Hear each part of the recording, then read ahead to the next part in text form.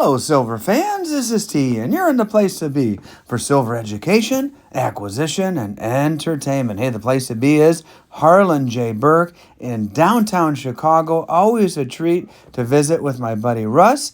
And in this case, I bought some silver. Stick around to the end to see what I got. T. All right, hey Russ, hey, thanks for welcoming me back to Harlan J. Berk. Always. And hey, we're going to talk a little silver stacking today. And we're just going to kind of riff here, and I'm going to pick your brain and definitely show off some beautiful eye candy to my viewers. But over your right shoulder, I'm looking at your TV up there. Your monitor has gold, silver, platinum, and palladium, and silver. Ouch! $20.93. That's after a bloodbath yesterday. And I didn't think we'd see silver under $21 spot price. What's going on, man? What's any ideas? Honestly, there's so much going on. It seems like, we have all these recession fears. The Fed is raising rates. It's just all over the place. We can't. I really thought I might be able to figure out a little bit of this market, and finally I've just pretty much given up. I don't know anything. I am along for the ride just like everybody else. Yeah, and I always am skeptical of people who tell you they know exactly what's going on and what is going to happen 3 months or a year down the road from now. Nobody can see the future, but I'll tell you what, and a lot of people who said silver would be $30 by now, we're looking at $20.92 as we speak. So who knows? But a lot of us would consider this a good time to buy. Yeah. Buy the dip is the old saying.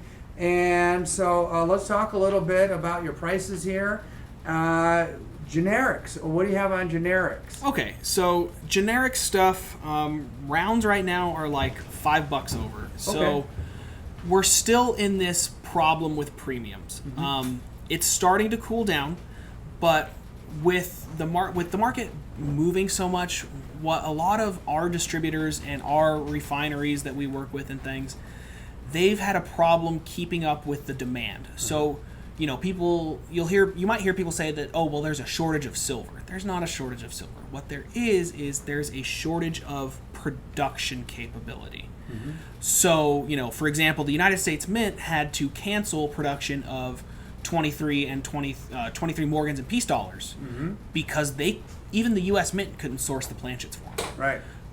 So what we're seeing is just a backlog in production, and so things are just really high right now. So, to give a little bit without giving away too much, my costs on everything are high. Okay. So, to make a little bit of money, my prices have raised. We used to be able to sell generics for like $3.50 an ounce over, and now we're sitting at like $5, and even that is. Yeah, don't beat yourself up too much over it because that's the going rate everywhere I go.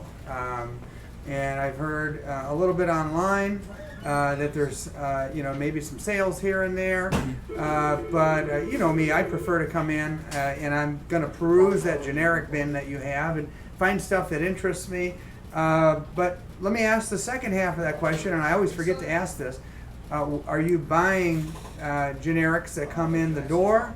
And is anything even coming in the door? And if it does, what kind of prices are you paying for it if you feel comfortable telling me? Yeah, sure. To be very honest, we buy anything that comes through the door. We are very fortunate that we, as a company, have deep pockets, and we are able to pretty much buy anything, people come to us with. We have people that'll call them, they'll say, I have several hundred ounces of gold, and sure, we can buy that. Same thing with silver.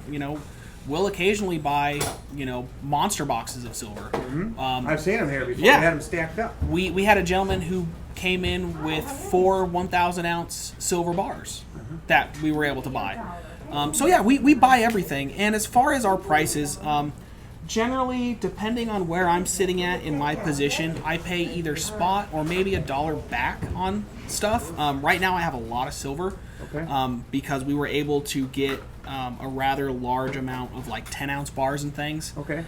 So I'm not paying as strong as I would have been probably about 2 weeks ago when we were really hurting. Okay. But like right now, if someone came in, I'd probably pay about $20 an ounce. Okay. And how about junk silver? You have any junk silver here in Yes, stock? we always have junk, or constitutional, as a lot of people prefer to call it. Yeah. It comes in daily. Okay. And right now, I'm buying at about 18, and I'm selling at 21 to 22. Okay. We keep our formula generally the same. We try not to change it too terribly much because in the end, it's not, a dollar swing here, a dollar swing there isn't the end of the world. But yeah, right now we're at about 18 times and 22 times respectively. Okay, gotcha. And you said 21, 22. Does it vary on what 90% you're buying, like $half or a little more? Yeah, or? generally $half are going to be more like 22. And if we're talking about quantity, if you want, we have people that will buy, several rolls of quarters, several rolls of dimes. Like, we can do those more for like 21.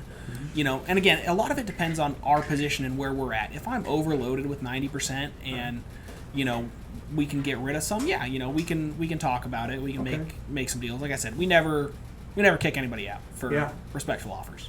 And how is buying gone lately? Are people coming in to buy, or have things slowed down a little bit? Or? So things have slowed down a little bit as far as kind of everything, really.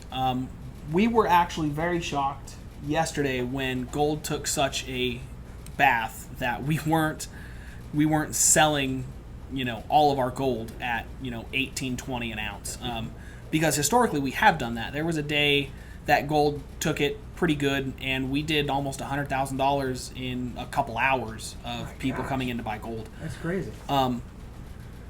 But people are also selling. I mean, I think we took in about 6 ounces of gold yesterday, which is nothing to write home about for us, but it's more than we had been buying over the counter for a while. It's counterintuitive. It's weird. It's like people, when it rallies upward, people get all excited and in a frenzy and want to come buy.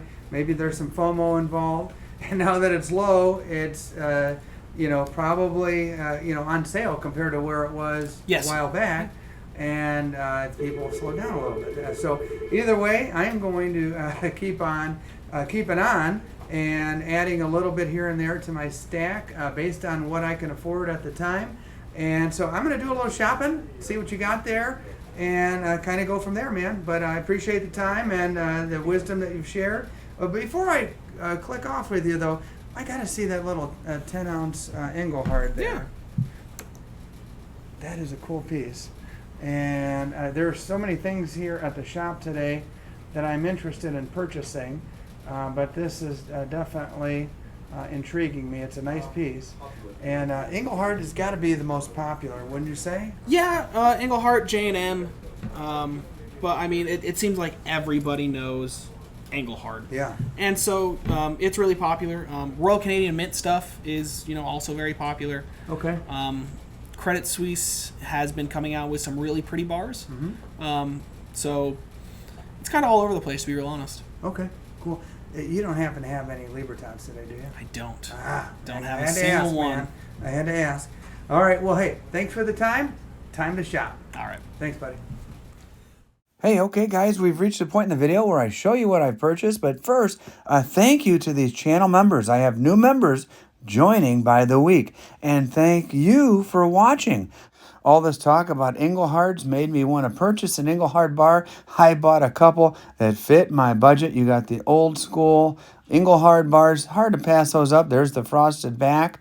And I also, as you can see there, bought an Onsa. And the lady to the right who works with Russ there, that was shown in the video, dug up a Libertad for me. I also purchased some gold to add to my stack. Tea.